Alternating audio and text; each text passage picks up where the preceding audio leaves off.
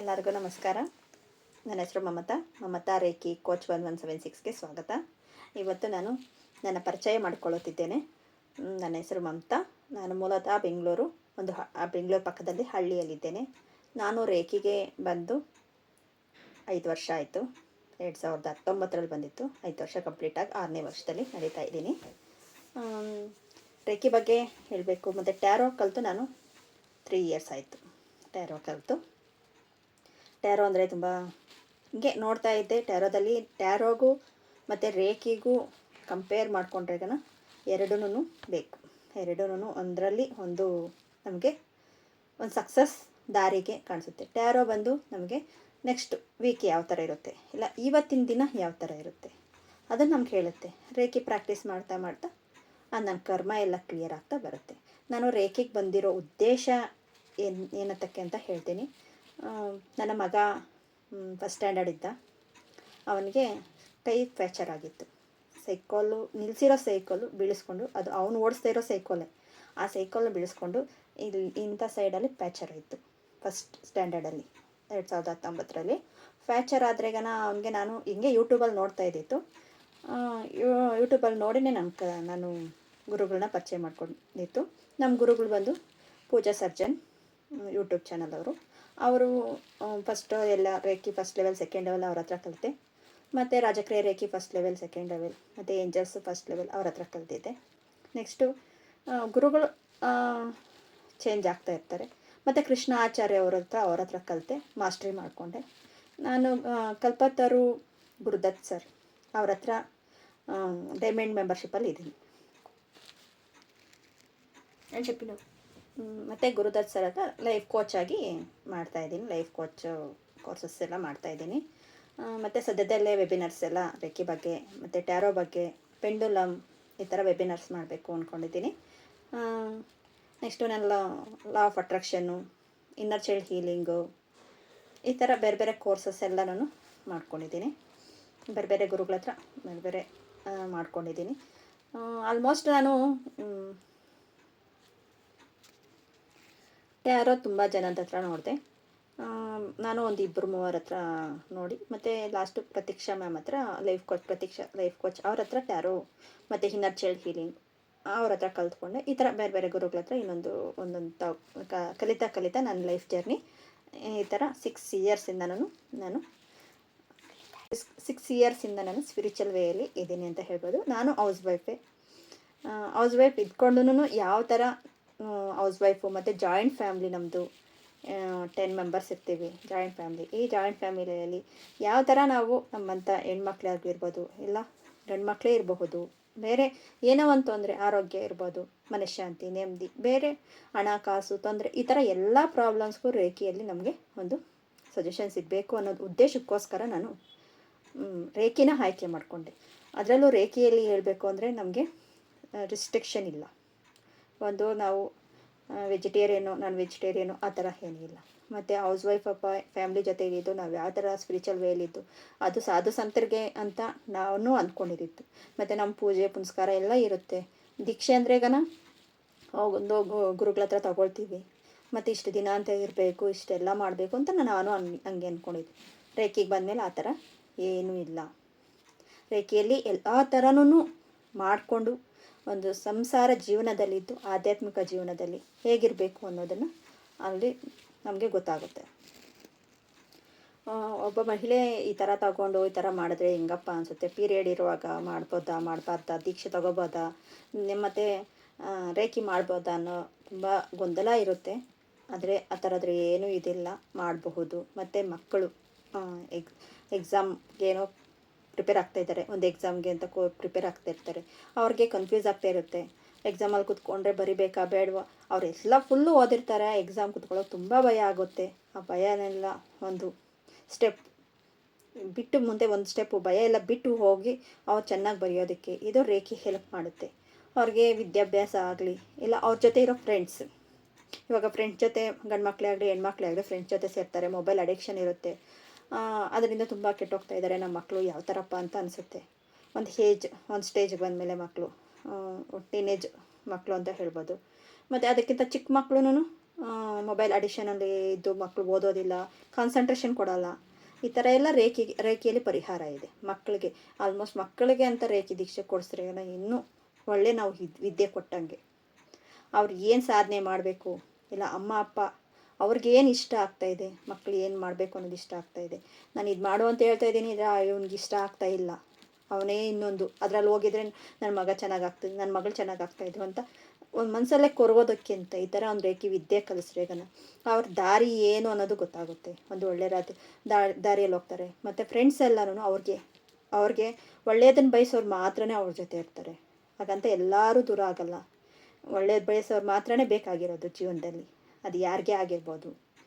ಅಂಥವ್ರು ಮಾತ್ರನೇ ಅವ್ರಿಗೆ ಸಿಗ್ತಾರೆ, ಒಳ್ಳೆ ಫ್ರೆಂಡ್ಸ್ ಸಿಗ್ತಾರೆ. ನಾನು ಫಸ್ಟು ನೋಡಿದ್ದು ಶಿವಯೋಗಿ ಮದನ್ ಬಾವಿ ಹುಬ್ಬಳ್ಳಿ, ಅವ್ರದ್ದು ವಿಡಿಯೋ ನೋಡ್ತಾ ಇದ್ದೆ. ತುಂಬ ಚೆನ್ನಾಗಿತ್ತು. ಆದರೆ ಡೈರೆಕ್ಟಾಗಿ ಹೋಗಿ ತೊಗೊಳಕ್ಕೆ ಆಗ್ತಾಯಿಲ್ಲ, ಯಾಕಂದರೆ ಹೌಸ್ ವೈಫು ಮತ್ತು ಜಾಯಿಂಟ್ ಫ್ಯಾಮ್ಲಿ ಆಗಲ್ಲ. ಅದಕ್ಕೆ ಆನ್ಲೈನಲ್ಲೇ ಕೊಡ್ತಾರೇನೋ ಅಂತ ನಾನು ಟ್ರೈ ಮಾಡಿದೆ. ಮತ್ತು ಅವ್ರ ಶಿಷ್ಯರ ಹತ್ರನೇ ತೊಗೋಬೇಕು. ಅವ್ರು ಆ ಟೈಮ್ಗೆ ಕೊಡ್ತಾರೆ. ಶಿವಯೋಗಿ ಮದನ್ ಬಾವಿ ಸರ್ ಅವರು ಕೊಡ್ತಾ ಇರಲಿಲ್ಲ ಆನ್ಲೈನಲ್ಲಿ, 2019 ಕೊಡ್ತಾ ಇರಲಿಲ್ಲ. ಆಮೇಲೆ ನಾನು ಸರಿ ಪೂಜಾ ಸರ್ಜನ್ ಮ್ಯಾಮ್ ಇದ್ದರು, ಅವ್ರ ಹತ್ರ ತೊಗೊಳ್ಳೋಣ ಅಂತ ಅವ್ರ ಹತ್ರ ತೊಗೊಂಡೆ. ಮತ್ತು ಅವ್ರ ಹತ್ರ ತೊಗೊಂಡು ನೆಕ್ಸ್ಟು ಕೃಷ್ಣಾಚಾರ್ಯ ಅವ್ರ ಹತ್ರ, ಅವರು ತುಂಬ ಚೆನ್ನಾಗಿ ಹೇಳ್ಕೊಡ್ತಾಯಿದ್ರು. ಅವ್ರ ಶಿಷ್ಯರೇ ಅಂತ ತಿಳಿದ್ಮೇಲೆ ಕೃಷ್ಣಾಚಾರ್ಯ ಅವ್ರ ಹತ್ರ ತಗೊಂಡೆ 1 hour ಅವ್ರ ಹತ್ರ ಮಾಸ್ಟರಿ ಮಾಡಿಕೊಂಡೆ. ನೆಕ್ಸ್ಟು ಲೈಫ್ ಕೋಚಾಗಿ ಮಾಡ್ತಾಯಿದ್ದೀನಿ ಗುರುದತ್ ಮಠ್ ಅವರು ವೆಬಿನಾರಲ್ಲಿ ಮಾಡ್ತಾಯಿದ್ದೀನಿ. ಗೋಲ್ಡನ್ ಮೆಂಬರ್ಶಿಪ್ವರೆಗೂ ತಗೊಂಡಿದ್ದೆ. ಇವಾಗ 6 months ಆಯಿತು. ಇವಾಗ ಡೈಮಂಡ್ ಮೆಂಬರ್ಶಿಪ್ಪಲ್ಲಿದ್ದು ಲೈಫ್ ಕೋಚಾಗಿ ಇದು ಮಾಡ್ತಾಯಿದ್ದೀನಿ. ಇಷ್ಟೆಲ್ಲ ನಾನು ರೇಖೆಯಲ್ಲಿ ತುಂಬ ಯೂಸಬಲ್ ಇರುತ್ತೆ. ಮತ್ತು ನಾನು ಬಂದಿರೋ ಉದ್ದೇಶನೇ ಇಷ್ಟು, ನನ್ನ ಮಗನಿಗೆ ಹೀಲ್ ಮಾಡಬೇಕು. ಹೀಲಿಂಗಲ್ಲಿ ಡ್ರಗ್ಲೆಸ್ ಥೆರಪಿ ಅನ್ನೋದೇ ಒಂದು ಇದಲ್ವ. ಅವನಿಗೆ ಹೇಳ್ಬೇಕು ಅಂದರೆ ನಾನು ಎಲ್ಲಿನೂ ಹಾಸ್ಪಿಟ್ಲಿಗೆ ಕರ್ಕೊಂಡೋಗಿಲ್ಲ. ಮೇಯ್ನ್ 3 ಸರಿ ಫಸ್ಟ್ ಸ್ಟ್ಯಾಂಡರ್ಡಲ್ಲಿ, ಸೆಕೆಂಡ್ ಸ್ಟ್ಯಾಂಡರ್ಡ್, ಥರ್ಡ್ ಸ್ಟ್ಯಾಂಡರ್ಡ್, ಈ 3 ಸರಿ ನಾನು ಒಂದೇ ಕೈಗೆ ಫಸ್ಟ್ ಸ್ಟ್ಯಾಂಡರ್ಡಲ್ಲಿ ಇಲ್ಲಾಯಿತು.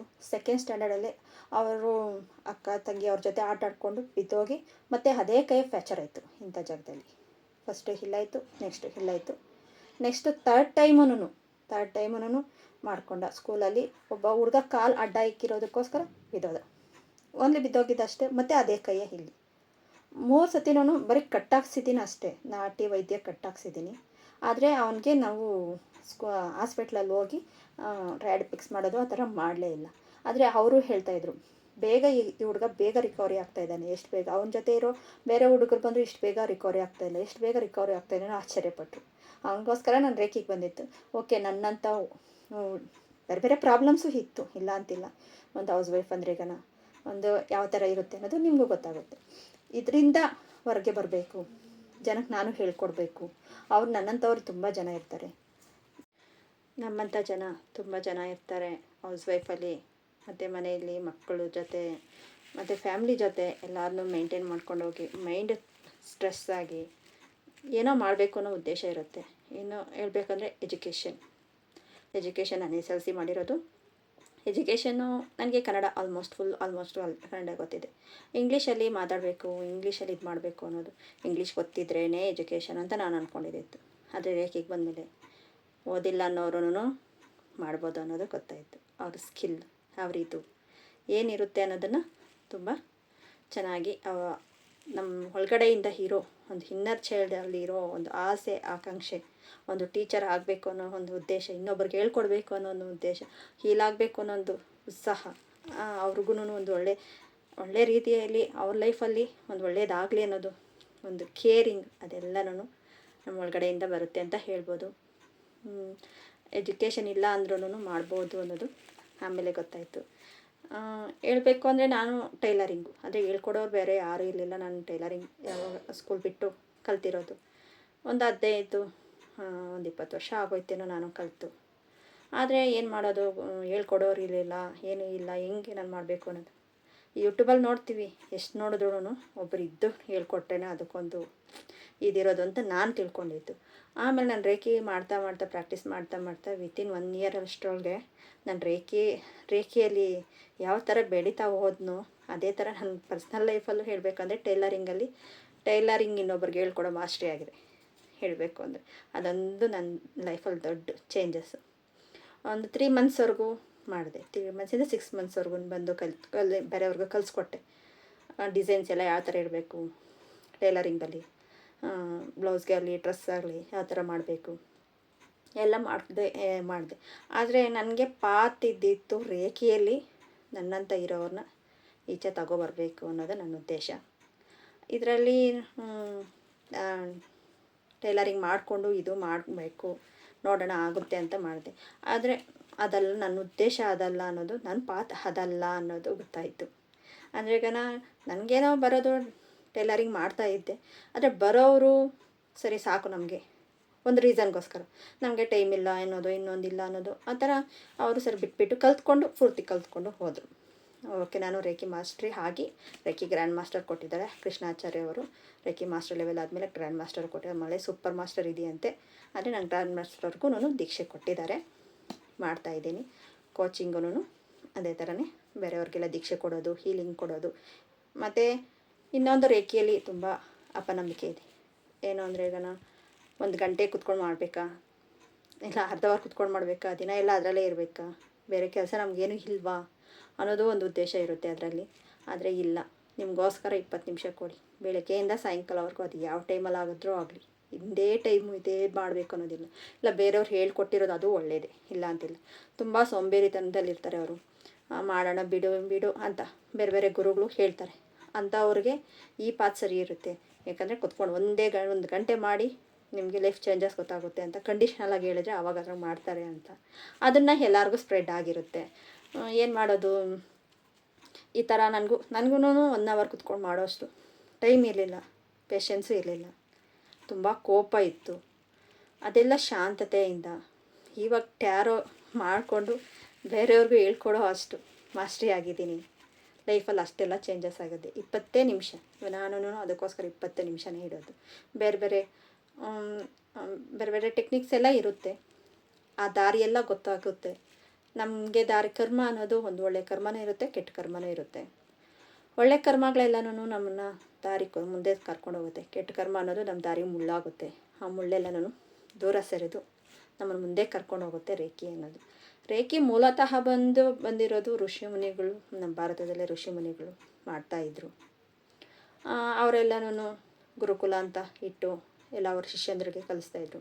ಆಮೇಲೆ ಬರ್ತಾ ನಮ್ಮ ದೇಶ ಏನಾಯಿತು ಅನ್ನೋದು ಗೊತ್ತಾಯಿತು.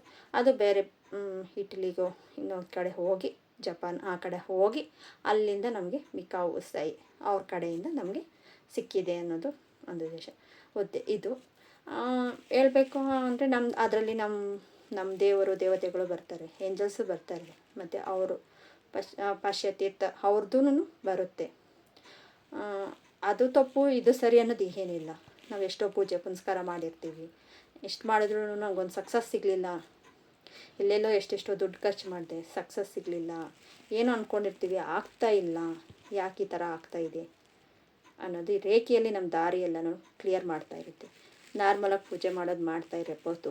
ನಾರ್ಮಲಾಗಿ ನಮ್ಮ ಮನೇಲಿ ಏನು ಮಾಡ್ತೀವೋ, ನಮ್ಮದೇ ಡೈಲಿ ರೊಟೀನಿಂಗ್ ಏನಿದೆಯೋ, ಡೈಲಿ ನಿತ್ಯ ಕರ್ಮಗಳು ಏನಿದೆಯೋ ಅದನ್ನೆಲ್ಲ ಮಾಡ್ತಾಯಿರ್ಬೋದು. ಏನಕ್ಕೂ ಅಡ್ಡಿ ಆತಂಕ ಅನ್ನೋದಿಲ್ಲ. ಅದನ್ನೇ ಮಾಡಿಕೊಂಡು ಅದ್ರ ಜೊತೆಯಲ್ಲಿ ಮಾಡ್ಬೋದು. ಯಾರ್ಯಾರು ಟೈಮ್ ಇಲ್ಲ, ನಾನು ಒಂದು ಹಾಗೆ ಒಂದು ಟೈಮಲ್ಲಿ ನಂಗೆ ಟೈಮ್ ಇಲ್ಲ ಮಾಡೋದಕ್ಕೆ ಅನ್ನೋ ಒಂದು ಇತ್ತು.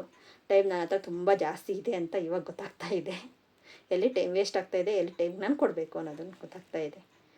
ಈ ಟೈಮನ್ನು ನಾವು ಯೂಟಿಲೈಸ್ ಮಾಡಿಕೊಂಡು ಒಂದು ಜೀವನದಲ್ಲಿ ಒಂದು ಒಳ್ಳೆ ಕರ್ಮ ಮಾಡಿ, ಒಳ್ಳೆ ಕರ್ಮದಿಂದ ಮುಂದೆ ಹೋಗಿ ನಮ್ಮಂಥ 4-6 ಜನಕ್ಕೆ ಸಹಾಯ ಮಾಡೋಣ. ಇದು ನನ್ನ ಉದ್ದೇಶ. ಮತ್ತು ಟ್ಯಾರೋ ಬಗ್ಗೆನೂ ಹೇಳಬೇಕು ಅಂದರೆ, ಈಗ ಟ್ಯಾರೋ ನಮಗೆ ಒಳ್ಳೆ ರೀತಿಯಲ್ಲಿ ಕೊಡುತ್ತೆ ಅಂತ ಹೇಳ್ಬೋದು ರಿಸಲ್ಟು. ಇವಾಗ ನೆಕ್ಸ್ಟ್ ಈ ದಿನ ಯಾವ ಥರ ಇರುತ್ತೆ ಟ್ಯಾರೋ, ಇವಾಗ ಏನೋ ಒಂದು ಪ್ರಾಬ್ಲಮ್ ಇದೆ, ಟ್ಯಾರೋದಲ್ಲಿ ಬಂದಿದೆ, ಇವತ್ತು ಚೆನ್ನಾಗಿಲ್ಲ ಅಂತ ಬರ್ತೀವಿ. ಅದೇ ನೀನು ರೇಖಿ ಮಾಡ್ತಾಯಿದ್ದೀಯ, ಆ ದಿನ ಚೆನ್ನಾಗೇ ಆಗುತ್ತೆ. ಅದನ್ನು ತಿಳ್ಕೊಳ್ಳೋದು ಉದ್ದೇಶ ನಮಗೆ ಟ್ಯಾರೋದಲ್ಲಿ ಸಿಗುತ್ತೆ. ಮತ್ತು ಮುಂದೆ ಬರೋದನ್ನು ಇವಾಗಲೇ ಕಂಡುಹಿಡ್ಕೊಳ್ಳೋದು ಟ್ಯಾರೋದಲ್ಲಿ ಒಂದು ಉದ್ದೇಶ. ಮುಂದೆ ಬರೋದು ಈ ಥರ ಪ್ರಾಬ್ಲಮ್ ಬರ್ತಾಯಿದೆ, ಇನ್ನೊಂದು 7 ಡೇಸಲ್ಲಿ ಈ ಥರ ಇರುತ್ತೆ ಅಂತ ಟ್ಯಾರೋದಲ್ಲಿ ಬಂದಿದೆ ಅಂದರೆ ಇವಾಗಿಂದ ಅದಕ್ಕೆ ಹೀಲಿಂಗ್ ಮಾಡ್ತಾಯಿದ್ರೆ ಅದು ಆ ಟೈಮ್ ಬರೋ ಅಷ್ಟೊತ್ತಿಗೆ ಅದು ಹೀಲ್ ಆಗಿರುತ್ತೆ. ಇನ್ನು ದೊಡ್ಡದಾಗಿರೋ ನನ್ನ ಕರ್ಮ ಫುಲ್ಲು 100% ನಮ್ಮಿಂದ ಕೆಟ್ಟ ಕರ್ಮ ಎಲ್ಲ ಹೋಗುತ್ತೆ, ಒಳ್ಳೆಯದೇ ಇರುತ್ತೆ ಅಂತ ನಾನು ಹೇಳ್ತಾ ಇಲ್ಲ. ಒಂದು ಅರ್ಥ ಮಾಡ್ಕೋಬೇಕು, ಒಂದು ಕರ್ಮನ ಯಾರೇ ಆಗಲಿ ಅನುಭವಿಸ್ಲೇಬೇಕು.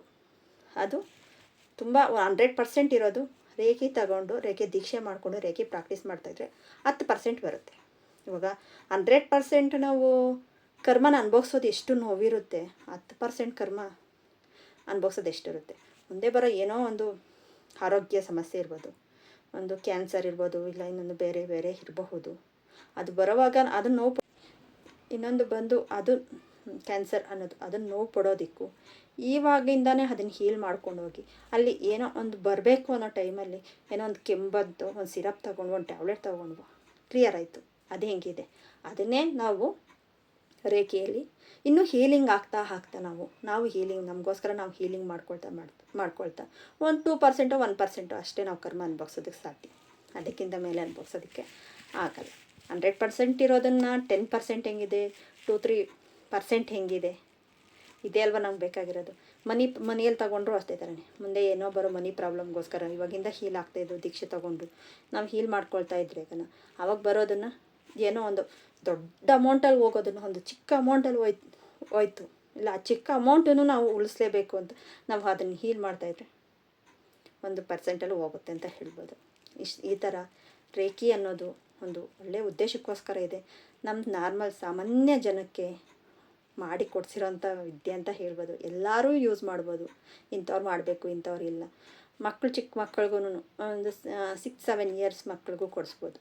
ಅವರಿಂದ ವೃದ್ಧರು ಒಂದು 45-50-60 ಇಯರ್ಸ್ವರೆಗೂ ಕೊಡ್ಬೋದು.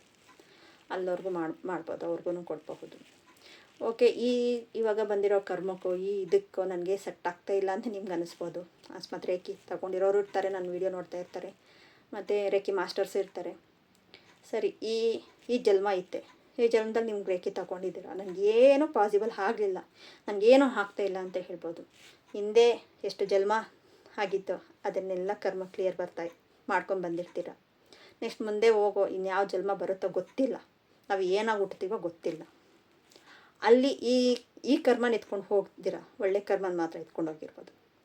ರೇಖೆ ಮಾಡ್ಕೊಂಡು ಬಂದಿರ್ತೀರ, ರೇಖೆ ದೀಕ್ಷೆ ತೊಗೊಂಡು ರೇಖೆ ಪ್ರಾಕ್ಟೀಸ್ ಮಾಡ್ಕೊಂಡು ಬಂದಿರ್ತೀರ, ಅದನ್ನು ತೊಗೊಂಡು ಹೋಗ್ಬೋದಲ್ವ.